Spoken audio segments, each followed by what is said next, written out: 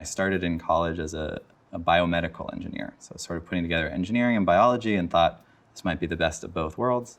So for the first year I was in biomedical engineering, I actually, through the classes, I didn't really enjoy it that much. I found that the human body and blood kind of grossed me out a little bit. It wasn't really for me.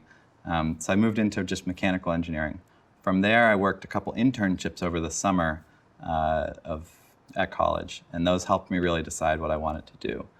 The first internship I worked was actually on a construction site of a new hospital downtown in Boston. And there I was working more as a mechanical engineer, sort of very junior one, but doing those type of roles, working in a construction management office, looking at structural plans, helping to decide how they're going to do different pieces of building this building, a complicated hospital. And while parts of that were interesting, I didn't really feel like that was something I wanted to do full time.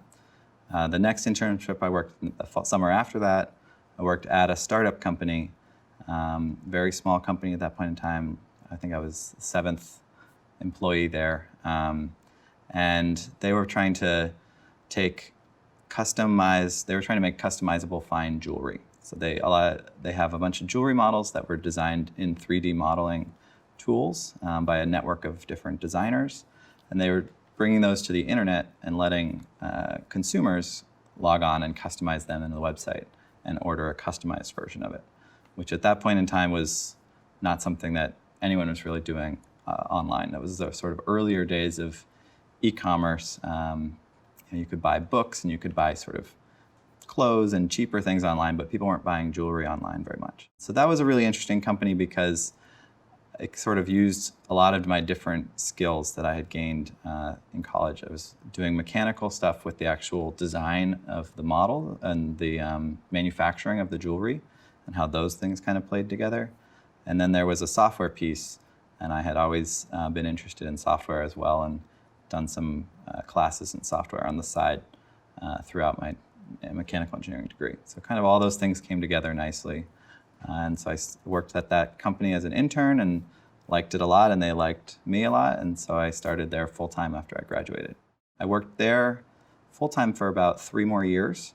I was approached by a recruiter who the CEO of GrabCAD had hired to look for software engineers. So I was really, I guess, pretty lucky in that I didn't have to do any interviews for that job. I just met the CEO. I went over to the shared office space that he had at the time, and we just sat down and just talked for a couple of hours. And at the end of maybe talking for about 2 hours or so, I think it was pretty clear to both of us, but he said to me, I think your background is really good. Like, I really would like you to come work here.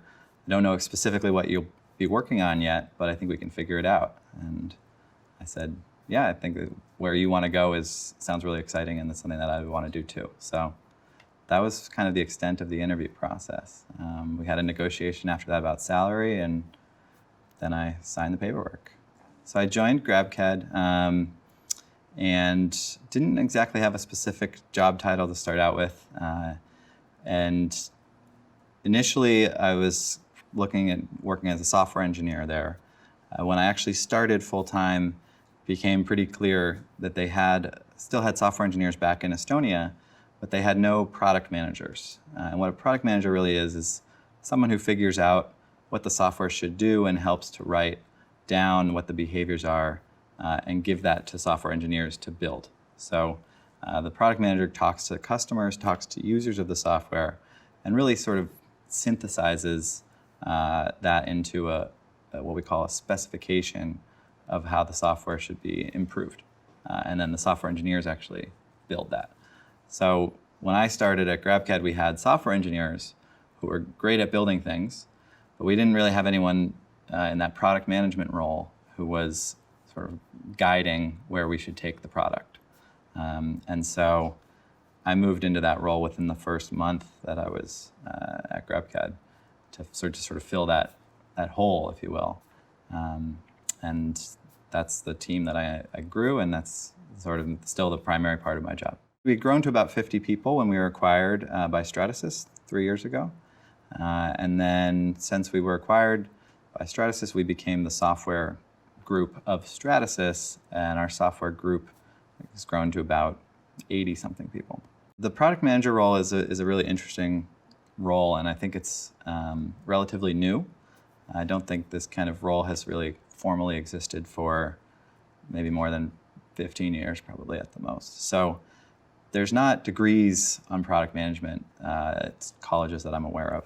Usually, most people kind of get into it from one of two sides. Either you come as a software engineer or an engineer, a hardware engineer. There's product managers for hardware also. And that's sort of the path I took, where I was an engineer and moved into product management. Or you can come from what's kind of think of as the business side. So product management really is the person who sits in between the business and the engineering team and helps kind of synthesize what the engineering team needs to build to make the business move forward.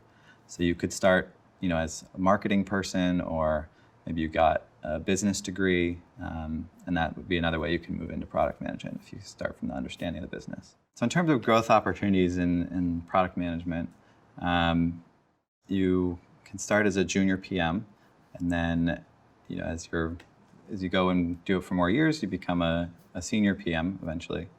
If you're in a company that's growing, you can have the good opportunity to hire PMs on your team underneath you, and then that's sort of how I became a director of product management. I think one reason that I was always interested in startups was to have that opportunity to be on a fast-growing team where you do have more chance of moving up, like to a director level. If you're at a company that's not growing a lot, then your upward opportunities are generally going to be limited to when somebody else is leaving, right? So if somebody above you is leaving, you could get promoted into their spot. But at a growing company, it's sort of a rising tide can raise all ships situation. Being a director is sort of the next step up, if you will, is to probably be a VP, a vice president of products. And typically as a VP of products, you are overseeing not just product managers, but also maybe the marketing for software group. I have the customer support team as well. We have a small customer support team here. But generally as a VP of products, you would have more functions than just product management underneath you. I've never really looked too far ahead in my career. I've never thought, in 10 years I want to be here. I think some people know that really well when they come out of college. They say, I want to be this in 10 years and I'm going to work really hard to go for it. To me, I've never had as much of a long-term vision. I sort of look at what am I doing right now. If I'm looking at a new job, is that job going to be more exciting? Is it going to be more interesting? Because if it's not, then I'm not going to do that. So I've just looked at jobs that I think would be interesting and exciting, and at companies that I think are going to grow. And if I think that the company has a good leadership structure in place, then I will take a job there. So I guess I've never really had a long-term vision about where I want to get. Not that I don't feel like I should, but it's just never something I've spent a ton of time thinking about.